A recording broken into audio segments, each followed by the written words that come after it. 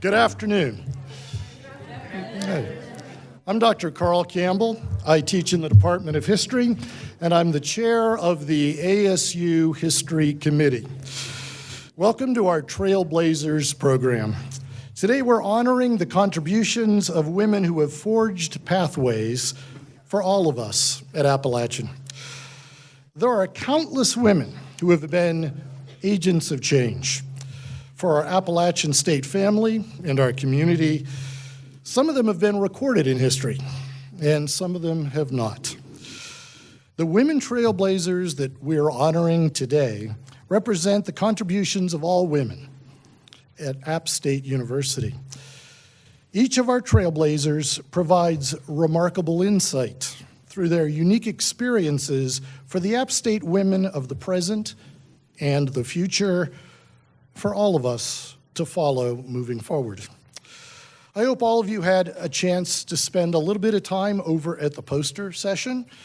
If you presented a poster or an exhibition, could you please stand? Thank you.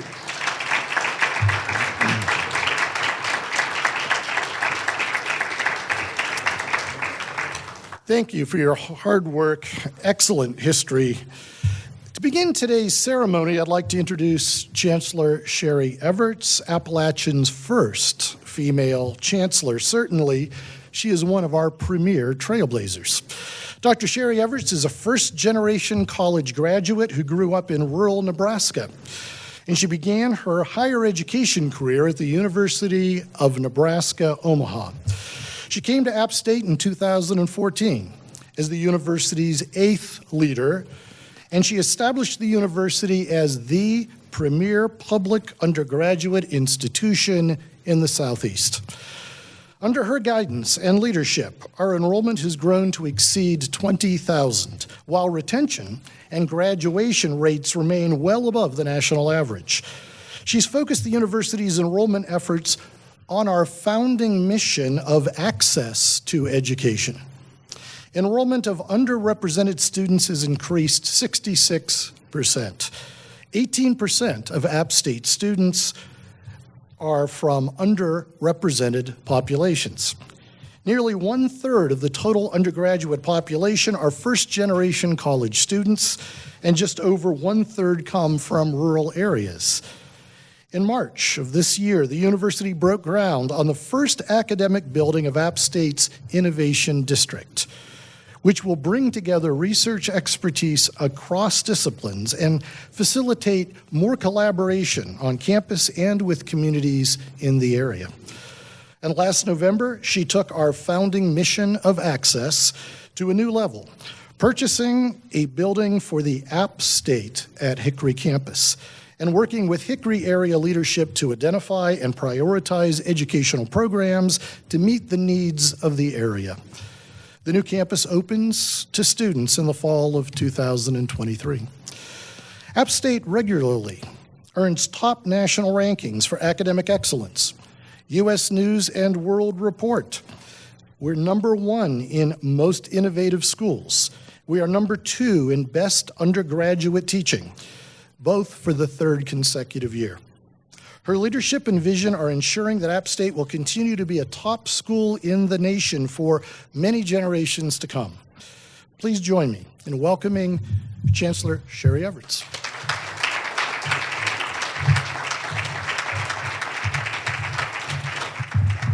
Thank you, Dr. Campbell, for your kind words and for all the amazing work you've been doing on behalf of Founders Day. Thank you so much.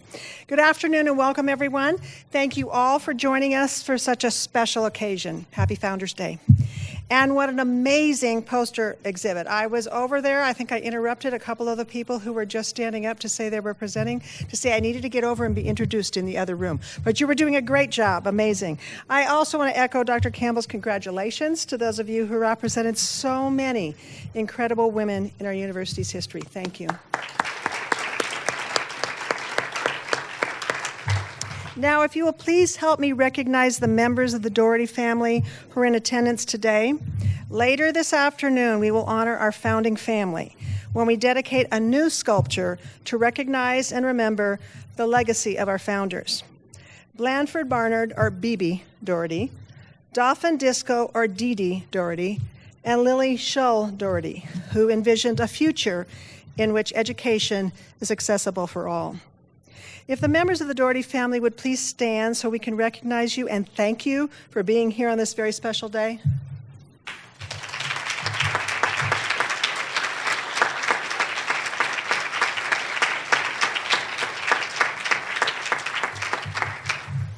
We thank you so much for being here and for all you've done for Boone and App State. We so greatly appreciate it. Today, we celebrate App State's 123rd year of legacy of educational leadership.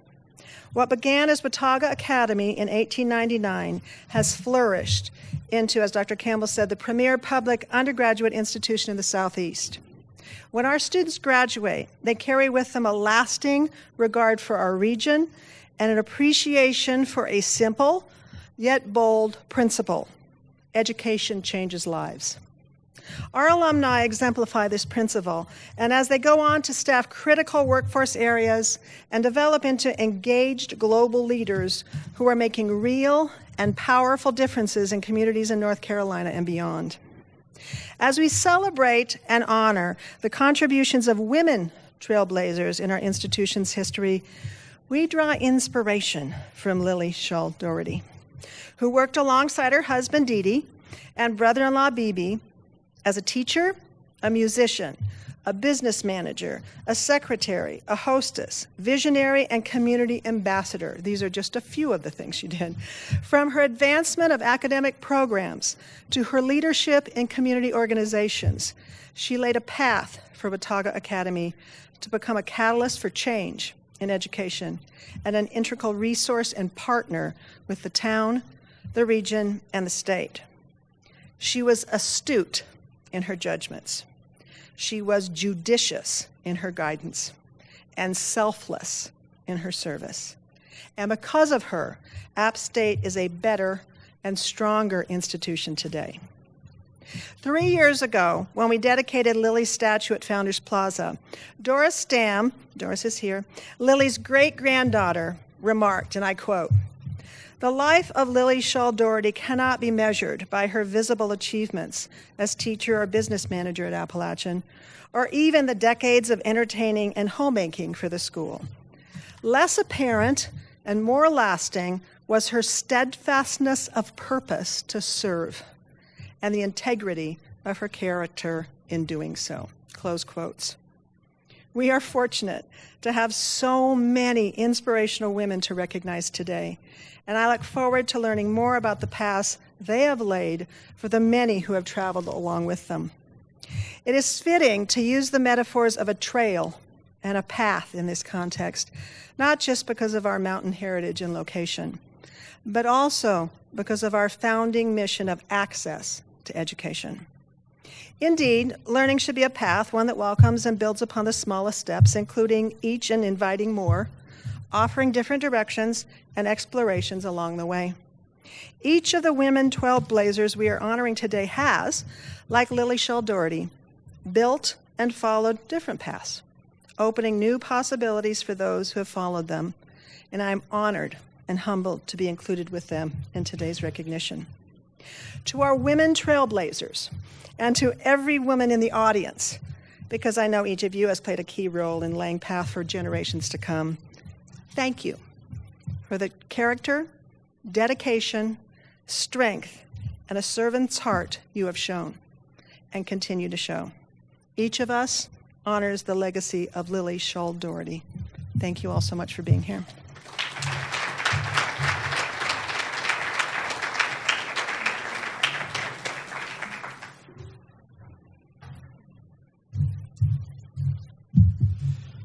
Thank you, Chancellor Everts, for your inspirational words. As Chancellor Everts shared, Lily Shull Doherty established the framework. She laid the foundation for women to follow in the early years of App State. The group of women that we honor today has expanded that foundation. They've blazed pathways for generations to come. If you will, please stand and be recognized when I call your name. I'll begin at App State's top office with our distinguished Chancellor, Dr. Sheri Everts. Will you please stand? As I mentioned earlier, Chancellor Everts is the first female chancellor at Appalachian State University. During her tenure, she has presided over an increase in the number of women senior academic administrative officers at App State, more than 41%. In 2016, she established the Chancellor's Innovation Scholars Program, which has awarded more than $275,000 to research and programs related to the innovation of higher education. She championed the expansion of the university's Child Development Center. That's one of the most sought-after child care facilities in our community. And this last year, we have doubled its capacity this summer. In 2021, she was appointed to a 2-year term as the vice president of the Sun Belt Conference, which currently has 18 NCAA sports across the Southeast, and this year expanded to 14 institutions. She is the only female CEO in the Sun Belt Conference. In 2018, she unveiled the university's National Pan-Hellenic Council Plots and Garden. That places App State among a very few predominantly white institutions that also pay this tribute to the legacy of African-American Greek life. In 2019, she was elected as an alumni master by her alma mater, the University of Nebraska. The selection process is highly competitive, and the distinction is awarded to, and I quote, alumni who have shown great promise, leadership, and success in their field. Look, we love Nebraska. Go Huskers. Okay. But we respectfully submit that their description is a tad bit understated for our chancellor. Please help me in recognizing Sherry Everest.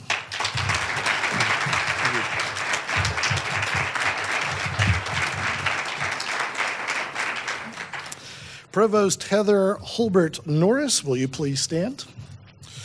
Provost and Executive Vice Chancellor Heather Norris is the university's Chief Academic Officer and second in command. Provost Norris joined App State in 2003 as a faculty member in the Walker College of Business, Department of Finance, Banking, and Insurance. She rose through the ranks, becoming the college's 7th dean, but its first female dean, after a national search in 2016.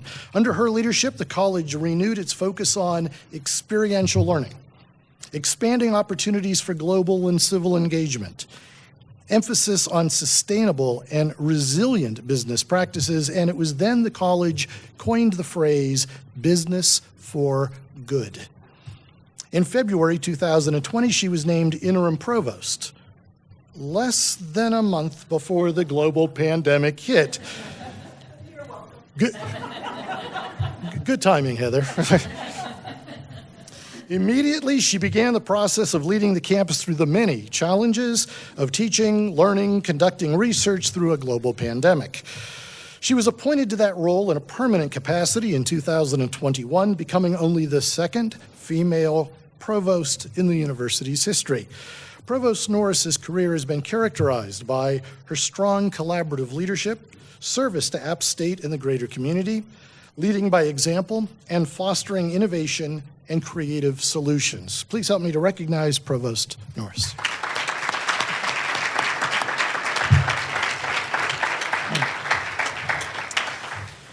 Carol Almond, will you please stand? In 1975, Carol Almond was a high school student in Salisbury, and her basketball coach brought her here to meet App State's women's coach, Dr. Judy Clark, who offered Carol a scholarship based solely on her basketball statistics without even watching her play. This made Carol the first woman to be awarded an athletic scholarship in App State history. Evidently,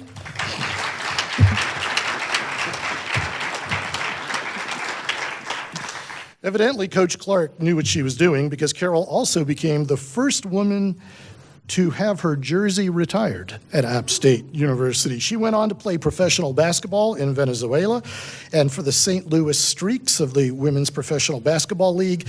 Carol later built a successful career as a coach and as a teacher at several institutions, including App State, UNC Chapel Hill, Lees McRae College, and Watauga High School. Recently, Carol wrote, you shouldn't have written this to me if you didn't want me to read it. Carol wrote, after attending App State and reaping all the benefits and wonderful gifts the university granted to me, I became an advocate for the university and for women's sports through coaching and teaching and serving the community. And then she added, I use this quote by Pablo Picasso to sum it up, to describe my purpose. Quote, the meaning of life is to find your gift. The purpose of life is to give it away. Help me in recognizing Carol.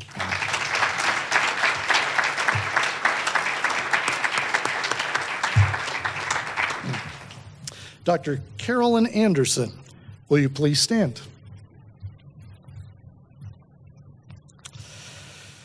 Dr. Anderson earned a full scholarship to attend App State to pursue a master's degree in mathematics after graduating from Livingston College with a degree in mathematics in 1967. Before she was even old enough to vote, she participated in the voter registration movement preceding the 1964 presidential election. In the summer of 1969, Dr. Anderson became the first African American to earn a mathematics degree at Appalachian State University. She began her teaching career at App State in the fall of 1969, thus becoming the first African American full-time faculty member at our university.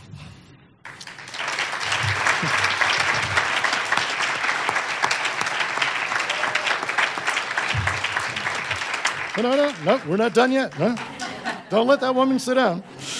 Over the next 4 decades, she taught mathematics and computer programming at several colleges and universities in North Carolina. She also served as a senior women's administrator in athletics, a compliance officer, a faculty athletic representative.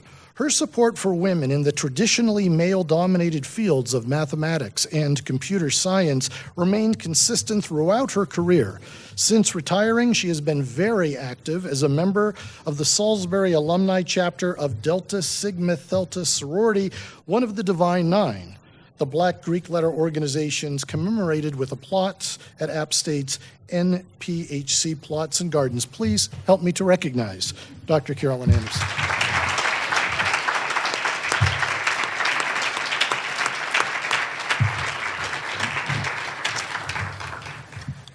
Carolyn Martin, could you please stand? Carolyn Martin is a 2022 magna cum laude graduate of App State. She is alumna of the University of Honors College. As a student, she served on the leadership teams of the Student Government Association, App Orientation, as well as president of Alpha Kappa Alpha sorority. We got a shout out there. Her concern for women's health care and wellness led her to publish a cookbook titled The Self-Care Kitchen: Dorm Meals for the Healthy College Student, and to launch the social media initiative #selfcare Eat to Success, which Carolyn describes, and I quote, "It stresses eating in a way that fuels our minds and bodies to success while taking the focus off of weight and appearance." In June, Carolyn was crowned Miss North Carolina 2022, a role she will hold until next June. She plans to pursue a law degree and to work as an attorney in business and intellectual property, helping women pursue their entrepreneurial goals. Please help me to recognize Carolyn Martin. Thank you, Carolyn.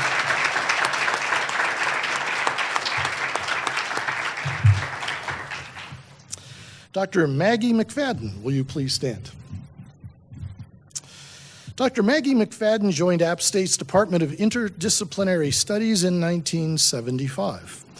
She helped to establish the university's Women's Studies program, and under her leadership, App State approved an interdisciplinary minor in Women's Studies, the first such program in the state of North Carolina. App State's Bachelor of Arts, it's now named Gender, Women's, and Sexuality Studies, is the second oldest program of gender studies in the state of North Carolina. Dr. McFadden taught the first Introduction to Women's Studies course. She added new courses such as Women Southern Writers, Women's Feminist Gender History, and Gender and the New Biography. Her publications explored significant topics in women's and gender studies. She was a founding mother of the Southeastern Women's Studies Association, and she edited the National Women's Studies Association Journal for 6 years. Dr. Fadden served as the faculty sponsor for the LGBTQ Student Organization and Women's Studies Student Organization as well. Dr. McFadden was named Professor Emerita upon her retirement in 2014. She moved to Chapel Hill, where she continues to publish and to cause what Congressman John Lewis called good trouble. Help me to recognize Dr. Maggie McFadden. Thank you, Maggie.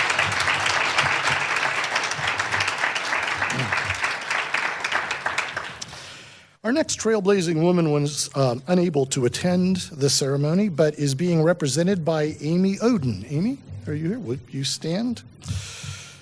Amy is the director of Women of Walker in App State's Walker College of Business. And our trailblazer today is Dr. Dawn Medlin. She is a native North Carolinian, a first-generation college graduate, and two-time App State graduate. After earning her doctorate, she returned to App State in 1988 as a faculty member in the Department of Computer Information Systems in the Walker College of Business. Now, early on in Dr. Medlin's career, she recognized the lack of female students in business, more specifically in computing. Drawing upon her own experiences in a predominantly male field of study, Dr. Medlin made it her mission to help prepare female students for success in the world of business and in life. Dr. Medlin established a women's business organization in the Walker College of Business called Women of Walker. Women of Walker. Amy, so would the acronym be WOW? Wow. Its mission is to attract talented first-generation college students and to support them with workshops, seminars, and mentorship by female business leaders. It provides participants with opportunities to accelerate their professional and personal growth, leadership abilities, networking, career exploration, and travel. After her retirement in 2020, Dr. Medlin was named Professor Emeritus.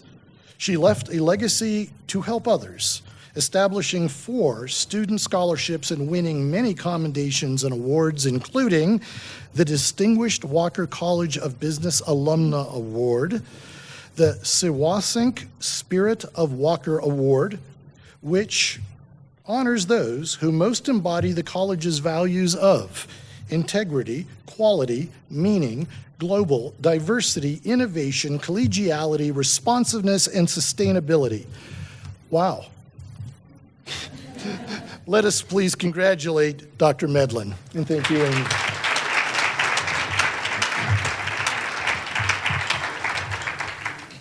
Dr. Moritz, will you please stand? Dr. Moritz. Mary Moritz, in our hearts and minds.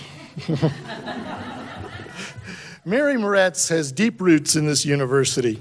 Her mother earned her teaching degree from Appalachian State Normal School nearly a century ago. Following in her mother's footsteps, Mary also earned her education degree from App State. She taught social studies and English at Watauga High School for 37 years before retiring and then serving as a Watauga County Commissioner. As a teacher, she encouraged her students, and especially her female students, to continue their education, always emphasizing that, quote, knowledge is power. Her financial support of women's education extended from personally providing young women with vehicles and housing so they could continue with their jobs while in school, to supporting 2 scholarships in the Reich College of Education, one of which goes to students from the Appalachian Mountain area who need financial assistance to become teachers. Mary also supports the annual Thompson Sisters Ethics Lecture, which is named for 7 sisters in Wilkes County, several of whom are associated with App State, who were teachers, they were business women, they were community leaders. As a Watauga County Commissioner, Mary advocated for a new Watauga school building.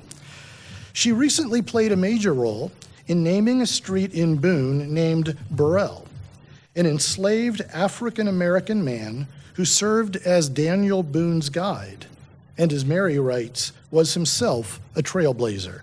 So are you, Mary, and may we honor Mary Moretz. Thank you.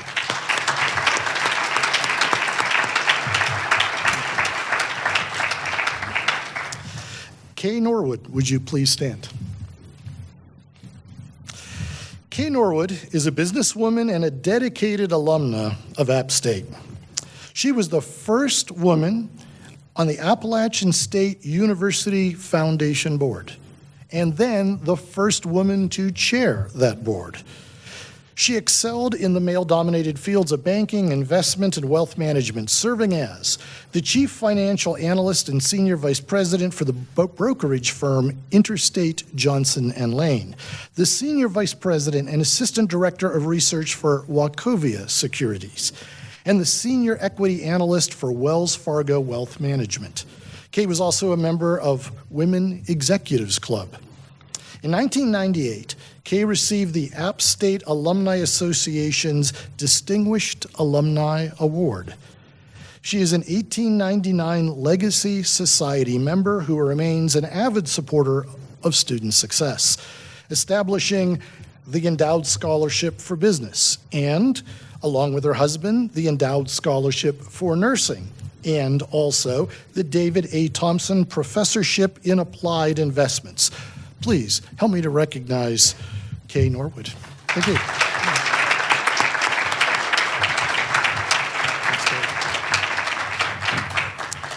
Dr. Travis Triplett, would you please stand?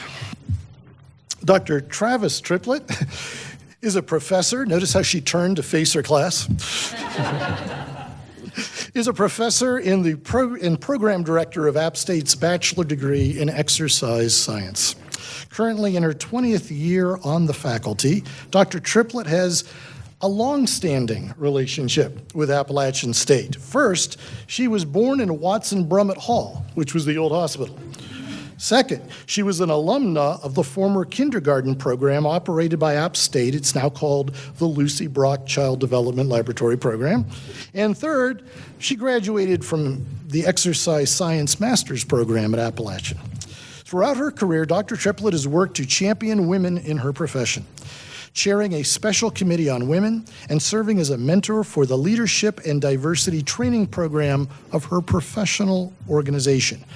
She was the first woman to serve as president of that organization, the National Strength and Conditioning Association. That's an organization with more than 30,000 members worldwide. One additional fun fact. Although App State's football rivalry with Western Carolina is no more, the old mountain jug that our teams used to fight for came from Dr. Triplett's family. Her father, who was a longtime manager of the university bookstore, obtained an old moonshine jug from the grandfather. And her mother painted the App State and the Western Carolina logos on the jug. And today, that is the old mountain jug that is on display in App State's new North End Zone facility. For all of that, Dr. Triplett, thank you.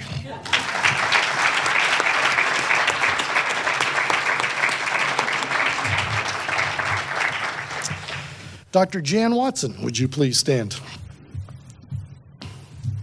Jan is also a teacher, you notice, and faces the audience. Dr. Jan Watson is a pioneer in women's intercollegiate athletics. Dr. Watson was hired at App State in 1967 to teach and later coach field hockey, which had been approved that year as the first intercollegiate sport for women. That's 5 years before Title IX was passed. When the Lady Apps took the field in 1968, they were members of the first women's varsity sports program in North Carolina, in what is now a Division I level school. Dr. Watson also coached tennis, the second women's sport added to our program. While she was coaching both field hockey and tennis, neither team had a losing season. And field hockey distinguished itself by having the highest GPA and highest graduation rate. Dr. Watson was a founding member of the North Carolina Association of Intercollegiate Athletics for Women and the Deep South Field Hockey Association. She provided leadership to the U.S. Field Hockey Association, holding several offices and acting as site director for the U.S. Olympic Development Camp. Dr. Watson has served on numerous regional, national, and international committees. She has won awards for outstanding teaching and for her leadership for women's athletics, including induction into the App State Athletics Hall of Fame. Thousands of young women were influenced by her leadership and coaching on her teams, at camps, at clinics, and in classrooms. In 1987, North Carolina Governor James Martin honored her for her contributions to sport in North Carolina. And today, we honor her as a trailblazer. Please help me recognize Dr. Janice.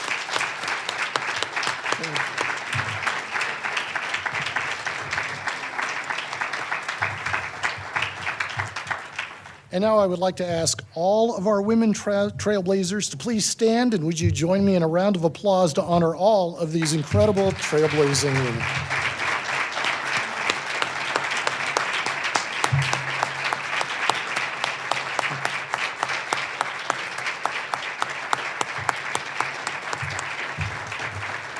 Thank you.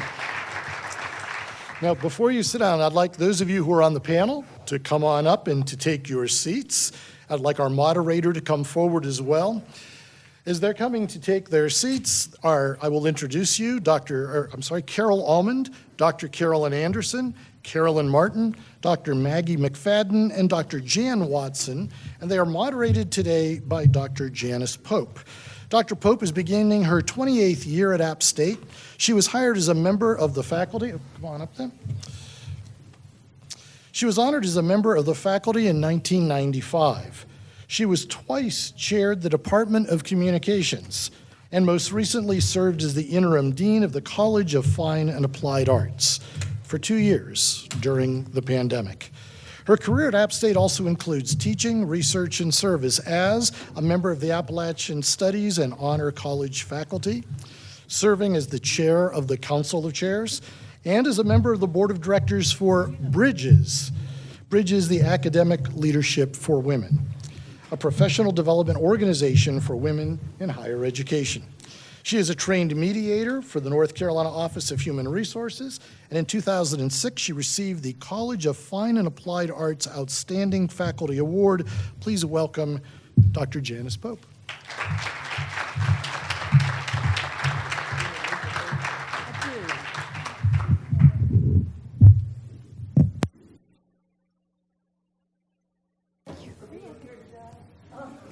Say anything because it's on now, so you don't.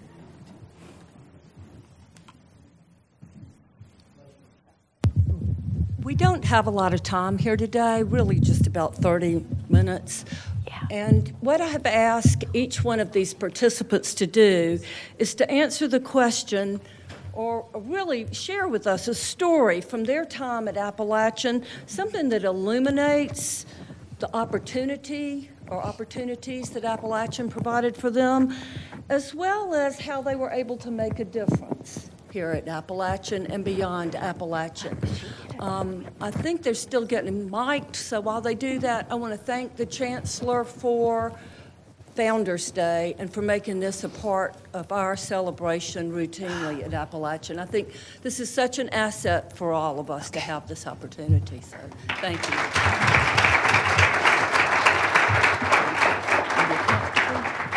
So, do I have a volunteer for who would like to go first to tell their story? Carolyn Martin said she wanted Carolyn Martin. Carolyn Martin will go first. Well, I've been volunteered. That's wonderful. This is what happens when you're Miss North Carolina. They're like, she's got it. She'll go first. It's fine. I'm sure that my story is going to pale in comparison to the other women that are here, and I'm so grateful that I was asked to come here and speak with you all today. It's funny because when I got that email last night, I was asking some of my friends, like, what did I do that was important? I really have no clue. I came here and I went to school, and then I graduated, and a month later I won Miss North Carolina. But they were telling me this morning that they actually chose me to be on this panel before I won. And so that was really special to me because especially in the past couple of months in my life, a lot of the things and a lot of the doors and opportunities that have opened for me have been because I won. And so it was nice that I get to be here still as Miss North Carolina, but I'm also here because I'm me and because of the things I did. So that kind of forced me to think a little bit this morning. And since I just graduated, I haven't had a ton of time to reflect, so this has kind of forced me to do some of that. I'll say one of my favorite things that I got to do as a student here was be a welcome weekend leader and work with Apple Corps. And so I worked with first-year students every year that I was here and welcoming them to the university and telling them about the school. And it's funny because I really didn't want to come to App State. I didn't. And the first semester I was here, y'all, I was like, don't want to be here. I wanted to go to UNC, don't tell. Me neither. But I ended up falling in love with App State, and I loved it so much that after I graduated, I accepted a full-time job here. And I think the really special thing about this university is that it's a community, and it's a community of people that wants you to be the best version of you as a person, and not just you as a student or you as someone that's going into the workforce, but you as a human being, and it's people that want to make sure you're okay. And so some other things that I feel like were important, as far as I know, I was the last female on a ticket for student body president or vice president my sophomore year. And I think I would love to see more women running for those positions in our student body, in our student government. It's important that we have voices in the things that are going on across the university. I also got to be president of the chapter of my sorority here on campus, which was a lot of work that I got to do with young women. And still, even now, as Miss North Carolina, just continuing to inspire young people from diverse backgrounds, not just Black people and not just women, but also military children and people that have so many diverse experiences that there isn't anything that they can't do and that there's no dream that's too big for them. And so that's kind of been a little bit of the things that I learned from App that continue to be with me, even though I've only been gone for a couple of months, and here I am back. I just graduated in May. So. And thank you for being here with us. Thank you for having me. I appreciate it. Yeah. Maggie, would you like to go next? Okay. You can just You can stay, but I'd rather stand. rather stand. That's what. Yeah. Good. Well, some of my history here, which is very long, you heard, so we won't go over all of it. But one story, which you may have already heard, is when we brought to the relevant committees the proposal for a women's studies interdisciplinary minor, and presented along with the student and several faculty. It wasn't just me. It was faculty in English, psych, sociology, and history, as well as me. These faculty were already teaching gender studies, women's studies courses in those departments. So we wanted to pull it all together, and we went before the relevant Arts and Sciences Committee, which was all male, and presented our proposal. And of course, it's like the person who asked this, I won't give you his name, was planted. But he said, well, when are we going to have men's studies? To which I answered, well, you know, we've had men's studies all our lives.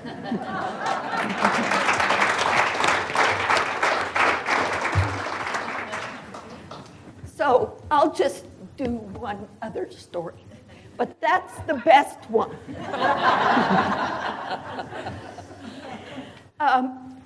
going to found the Southeastern Women's Studies Association in 1978. That was at UNCC in Charlotte. And the faculty there, who were from all over the Southeast, decided to do this, that it would be really important for us to get together once a year with our students. And that was the important part of it. And I was just determined that students would be able to present papers. It wouldn't just be students sitting in a corner at the back of the room. And so for 30 years, I helped to take students all over the Southeast to Birmingham, Alabama, to Atlanta, to Wilmington, North Carolina, to UNCG, to all over the Southeast. And we got money to drive a van, and I helped the students if they wanted to present a paper, and they submitted it. Sometimes they were accepted, sometimes they weren't. But they were able to submit papers to this academic conference. And it was wonderful because it gave them so much experience in that kind of work. So that is very important. And SUSA still exists, and I believe that they're going to be meeting in Virginia this year. Finally, I'll just talk about a parade down King Street that we had several times for Women's Equality Day, which we just celebrated last week. It's August the 26th. That's the date that some women finally got the right to vote in this country with the passage of the 19th Amendment. Not all women, that was 1920, but some women. And so we had a parade down King Street, and all the students, we all wore white, suffrage color, and several of the students paraded with Elizabeth Cady Stanton's Women's Bible. And we got a big story in the Watauga Democrat. Thank you so much. Okay, next we will have Carol Almond. I'll say you guys are hard to follow. But I want to say thanks for everything, for this, being invited. Carl, once I got your email about attending this, I really started thinking about how much Appalachia has positively impacted my life. And it has just made me the person I am. I've made Boone my home. I've lived here for over 37 years. I'll say it's a part of my identity, but I just want to thank all the people involved in this. Stories, I've got two. One at the beginning of my 4-year career as a student athlete at Appalachian, and one at the end. But my college roommate, who was a teammate, and Jane Albright, asked me, hey, tell me a little bit about your basketball background. You know, how'd you do in junior high and high school? And I said, I didn't have a basketball team. Back in that time, Salisbury High School didn't offer basketball for girls until 1974, when Title IX came in. And I had waited all my life to play basketball. So Jane said, we're going to nickname you Rookie. And that name really stuck. I mean, even when I was a senior, they were calling me Rookie. I said, am I not a veteran now? But somebody on my hallway made me this. And people didn't know my real name. They said, I didn't know you were Carol. But I got to tell you, I waited my whole life to play basketball. I played with the guys in the neighborhood, shot with my dad in the backyard. I watched basketball. I wanted to play. finally, that senior year in high school, I got let loose and I got to play. And my coach took me up to Appalachian. I already wanted to come here. I knew I wanted to major in physical education. And Dr. Clark offered me a scholarship. And boy, were my parents happy. They had 3 in college. But somebody else said today, a scholarship is not just about dollars and cents. It's a gift. It's a gift from the university. And I saw it that way. And it just opened up so many doors for me. And it's a bond with you and that university that you give back to that university. So my second story is when I was a senior, we're getting ready to play Duke University. And I saw a gathering at half court. I said, "What's going on?" Somebody said, "We're going to retire your jersey today." I said, "You are?" Anyway, pictures of that, I could tell I was in shock. But, that was just meant so much to me. It's kind of ironic that my jersey 22 was retired and I scored 22 points and we beat Duke, which was great.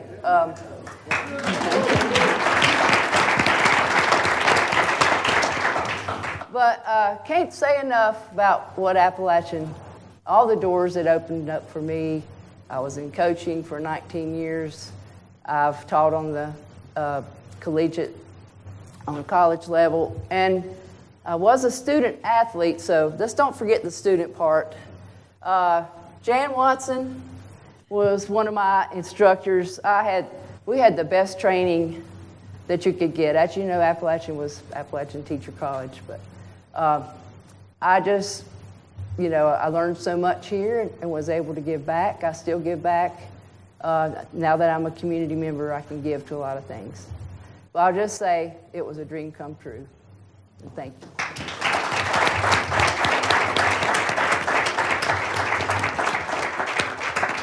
Thank you. I'm going to ask Dr. Anderson to go next.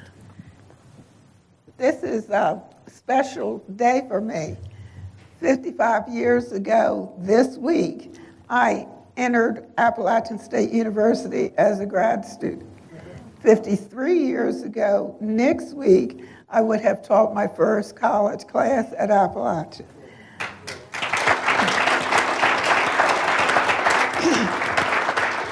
One of the things that, in addition to getting my master's degree here in mathematics and teaching Southerners that D Yankee is 2 words and not 1, I also taught my fellow grad students that there was a different hot drink other than coffee. I don't drink coffee. So to be kind to me, since I was the only grad student that was African American, they started drinking cocoa and tea so that I wouldn't feel left out. I had to, in turn, learn some new things like Southern talk. I still haven't mastered it, but that's it. My favorite story about Appalachian is the spring semester of my first year of teaching. My advisor had gotten the idea that he wanted to try something new in the classroom. We had just about flunked out all the TAs that were teaching freshman level courses. So that meant that the professors had to teach a freshman level course. There was a class that had 142 people in it. He and I team taught that class. He was also the person that was responsible for me learning a programming language. Appalachian had a 2 foreign language requirement for your master's degree. Bob decided that our foreign language would be Fortran and Basic. So we learned programming languages as opposed to the foreign languages. But it has always been a wonderful place. It gave me a great start. I taught for 50 years, and I can definitely say that my students benefited from my being an Appalachian graduate. Thank you. Thank you, Dr. Anderson.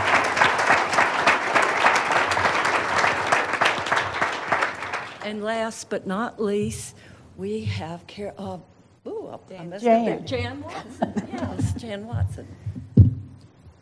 I was told today that I needed to tell a little story that I told at Women in Motion, that some of you might not know this. When I was a freshman at Winthrop College, I'm from South Carolina, the second day I'd gone to register, and I was so proud. I'd gotten all my classes and everything, and I was coming back by the gym.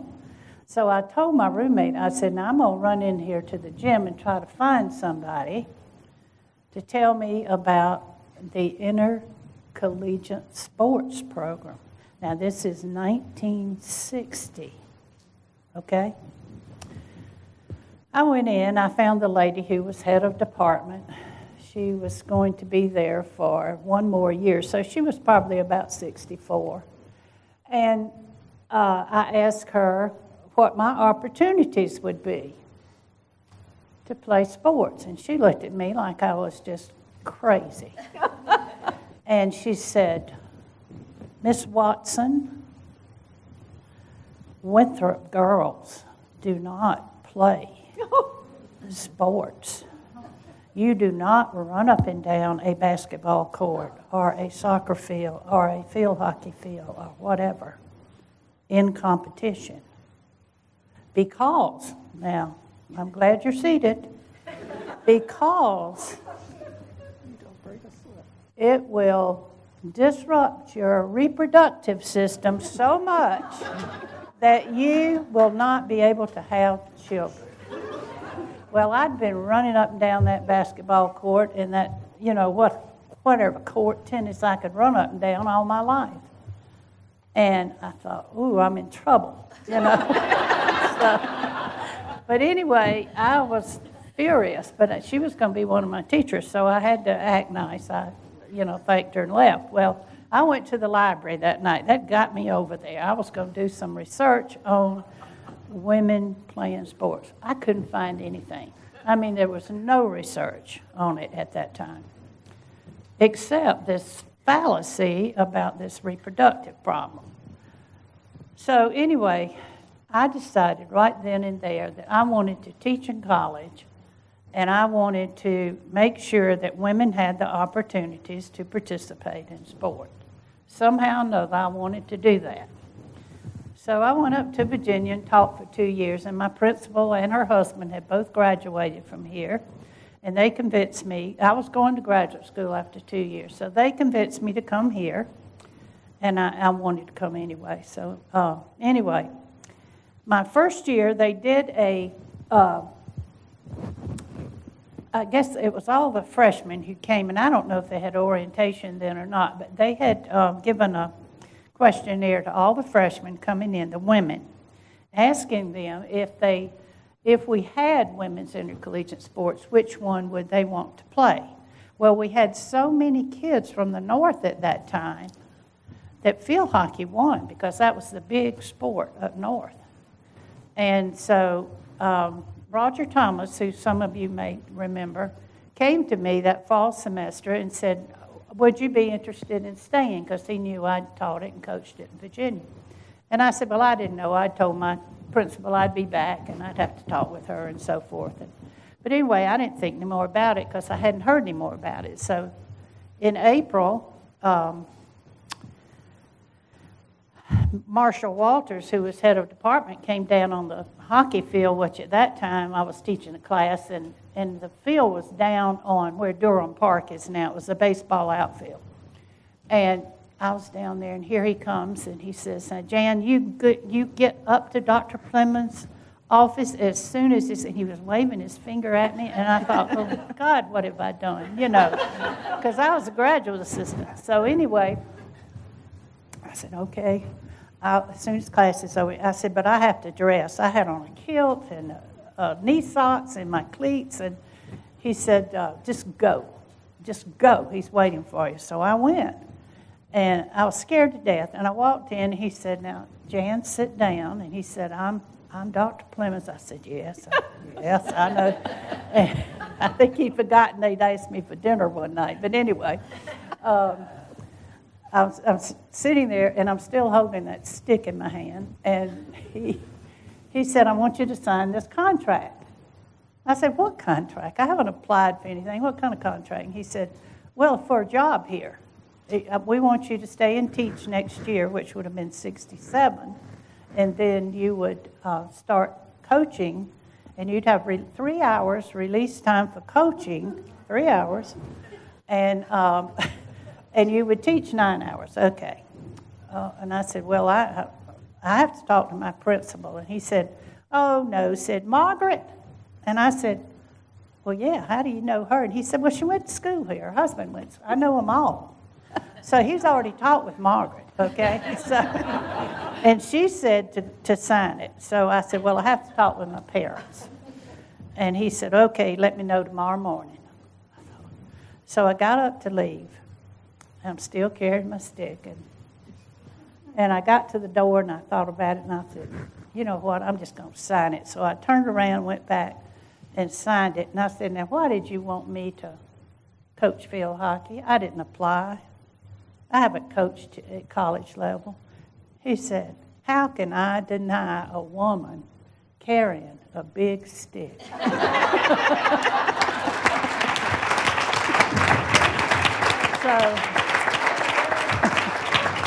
that was Dr. Clemens, and I know many of you in this room knew him. He was a delightful man.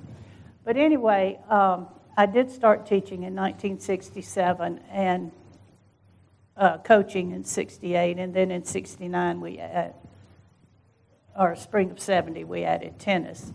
So there I was coaching 2 sports and teaching 9 hours, okay? So anyway, that was fine because I was young then. But anyway, the thing, I had many opportunities to leave Appalachian, and I never did because I love it here. I love the mountains. When I was 5 years old, we were up here on vacation, and we always, if we went to a college town, we had to drive through and look at the college. They were trying to get it in my head that I was going, you know. And I told them then that when we drove through Appalachian, that's where I wanted to teach. 5 years old. So my dad remembered that. So anyway, I love Appalachian, and I never wanted to go anywhere else.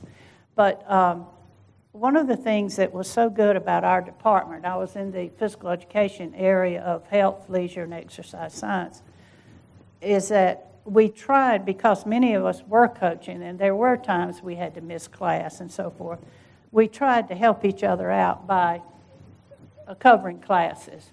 And as a result of that, I was able to, and given permission to serve on various national boards, like you mentioned the United States Field Hockey Association, and then the Association of Intercollegiate Athletics for Women, which from 1972 to 82 was the governing body for women's intercollegiate sports in this country.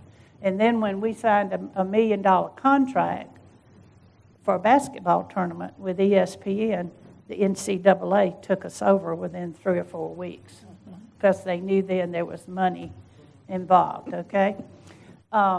But having those opportunities and being on the hockey board, or because I was on the hockey board, I was appointed to serve on the United States Tennis Association board of directors, which was just, I can't even tell you what that was like. It was different, okay?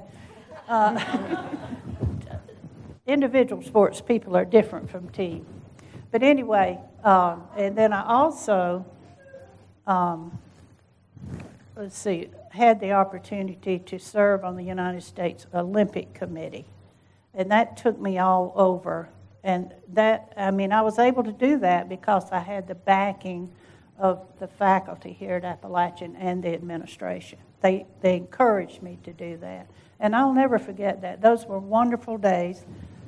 I marched with Bella Abzug, Gloria Steinem. I never thought you'd see Jan Watson from little old Aiken, South Carolina, marching down Fifth Avenue with these women.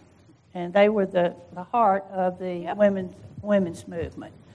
And I knew just about every senator on the Hill in Washington, and every member of the House of Representatives, because we were up there. We flew up there every Thursday campaigning for Title IX. And so it was a wonderful time to be involved. And we got something done, and I'm real proud. And I want to say I'm real proud of Carol Almond because I had the chance to teach her. So She taught me. thank you for honoring us today. Thank you.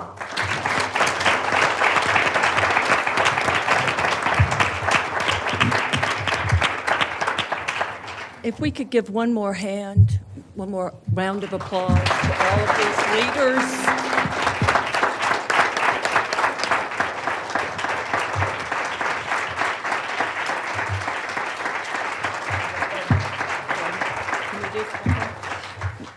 I have word that we can do 5 minutes of questions if somebody would like to ask a question or offer a story that involves one of them. Can I say something? Yes. Doris?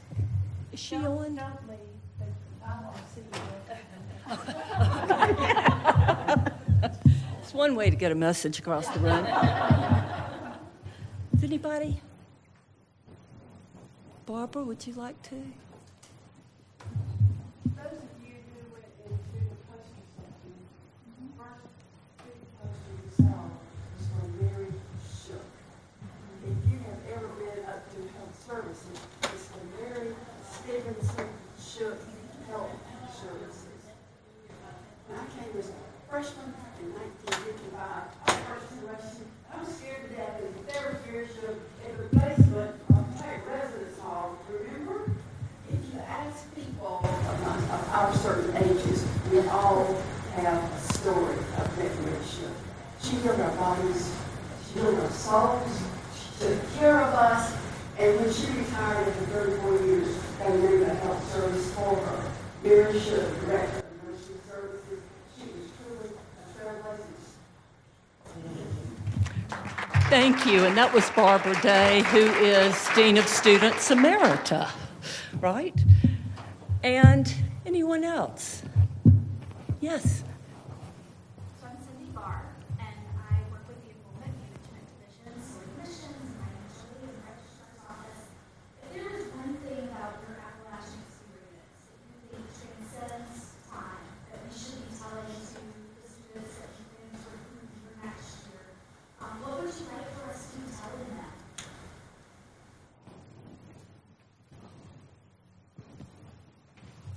I'll say one thing, it's such a special place.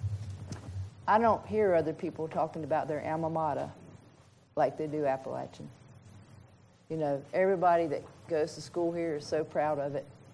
And it's not all the offerings, it's the people that make the difference. I would say family.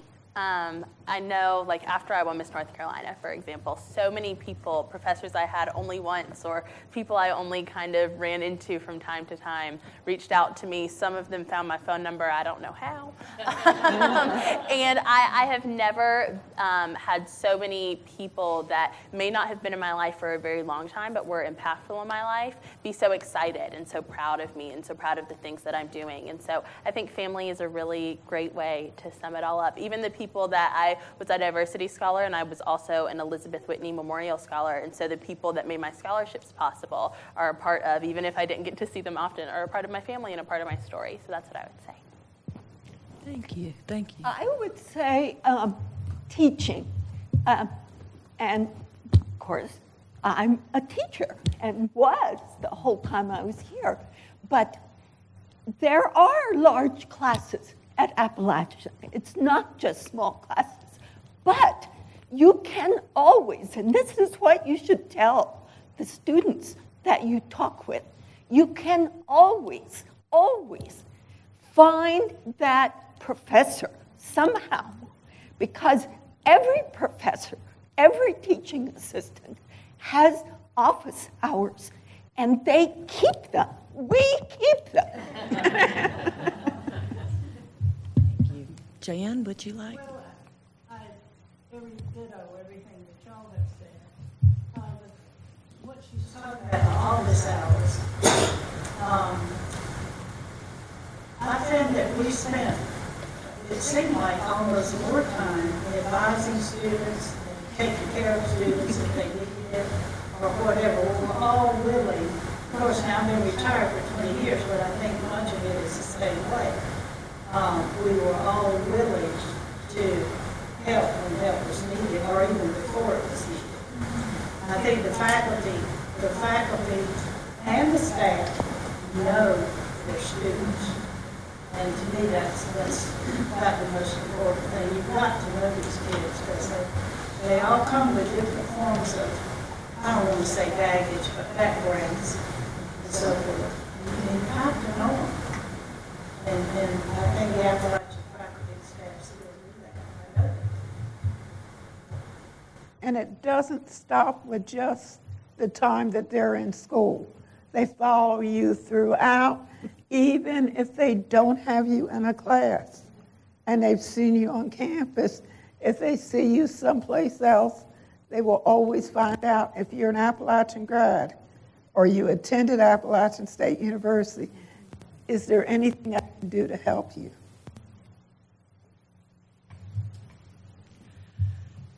I believe this ends our time. I think that we want to get over to the ice cream social at 3. You got it? I got it. Thank you all. Thank you all for being here.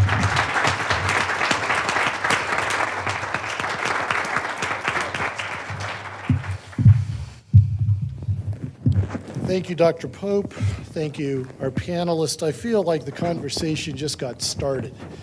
Luckily, we're starting an oral history program at Appalachian State, and we are very much hoping that all of our Trailblazers will be interviewed, and many of you will have the opportunity as well to tell your stories and to record those stories for our history. Before I conclude this program, I want to ask that the history committee members please stand. Most of them are teaching, but there are a few that are here, Stephanie and Jeff.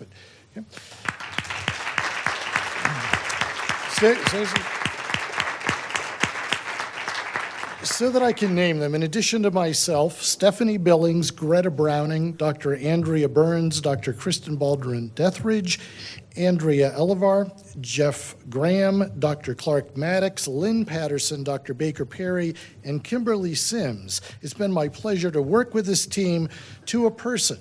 Each one of them is committed to learning and disseminating the history of this university, and I wanted to thank them very much. I also want to thank all of you who celebrated with us today. We're going to do more, so come on down with us to Founders Plaza. You can get free ice cream, and you can watch the new bell ringers get rung in. We're also going to again recognize our Trailblazers. And when that's done, after you've had the ice cream and been inspired, then you can join Senior Lecturer Trent Margriff's walking tour of the cemetery. Now, that cemetery is sometimes known as the campus cemetery or the Boone or the town cemetery, but at 5 o'clock, Trent is going to take a tour talking about some of the notable women and university women that are buried there.